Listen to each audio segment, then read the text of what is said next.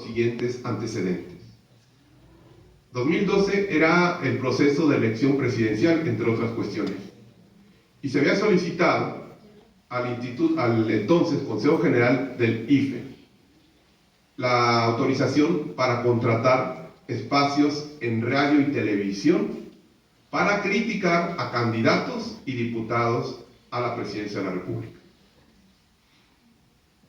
El Consejo General dijo, bueno, esto parece un ejercicio interesante, imparcial, pero el artículo 41 de la Constitución, apartado B, de una porción normativa, lo prohíbe. Por lo tanto, no es posible acceder positivamente a su petición. Se niega.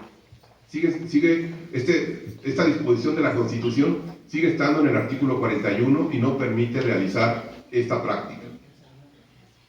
Se tiene el escrito que contesta el Consejo General del entonces IFE y se presenta un instrumento de control judicial de la Constitución, el llamado Juicio para la Protección de los Derechos Políticos Electorales, que lo podemos conocer verdaderamente como un amparo electoral. Verdaderamente estamos ante un amparo electoral porque dice la Constitución en el artículo 107, que son las bases procesales del juicio de amparo, que el amparo es improcedente respecto a resoluciones de órganos electorales. Vean, por lo tanto, no es que se dejen de protección los derechos políticos electorales, sino ahora estos tienen sus garantías jurisdiccionales, sus mecanismos de protección ante tribunales especiales. Es decir, con esto podemos afirmar en México, en el sistema judicial, todos los derechos humanos están protegidos. La Sala Superior recibe la demanda de una cuestión muy puntual. Se solicita la inaplicación de una porción de la Constitución mexicana, el artículo 41, apartado B, la parte que prohibía contratar espacios para criticar a través de un argumento de censura. Pero si era la propia Constitución, y hay una cláusula que dice que los derechos humanos solamente se pueden restringir y suspender en los términos que establezca la Constitución y los tratados internacionales. El punto era muy sencillo. Tenía que resolver la Sala Superior si ese contenido de la Constitución violaba tratados internacionales, lo cual implicaba establecer que la Constitución había dejado de ser la norma suprema del país. Control de convencionalidad de restricciones constitucionales. Estamos hablando junio del 2012. Todavía no existía el criterio del Pleno de la Suprema Corte de Justicia de la Nación, que se transformó a través de la ejecutoria de la contradicción de tesis 293/2011. La Sala Superior resuelve ante argumentos de derecho internacional sobre el pacta sunt servanda, es decir, un Estado que ha firmado un tratado no puede invocar disposiciones de derecho interno para incumplir obligaciones de carácter internacional, incluyendo al texto de la Constitución.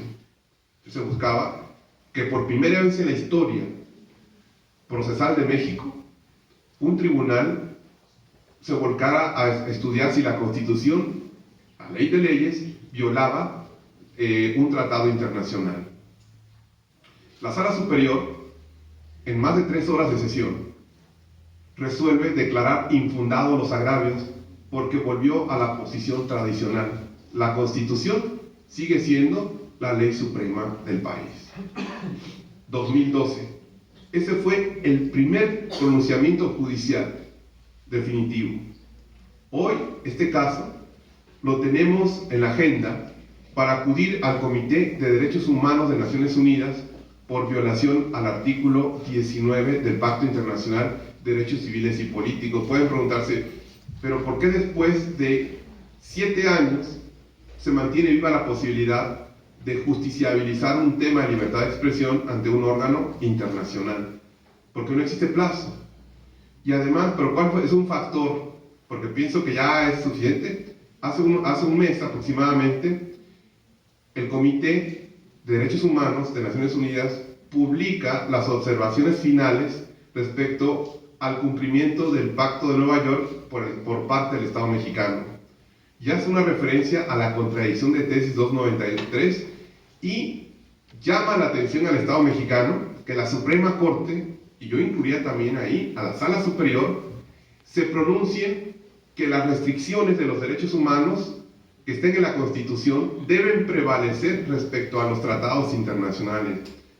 Estas observaciones finales abren la puerta para que este caso llegue al Sistema Universal de Protección de Derechos Humanos, pero a través de un litigio y no a través de los informes, porque sería un pronunciamiento de cumplimiento directo a las autoridades del Estado mexicano. Y esto podría, en escenario, traer como consecuencia la adecuación de la Constitución al Tratado Internacional, y se tendría que generar una reforma constitucional por la incompatibilidad de la norma constitucional electoral del sistema de comunicación política y adecuarse a los principios democráticos del derecho internacional de los derechos humanos. Esto es un escenario, por supuesto.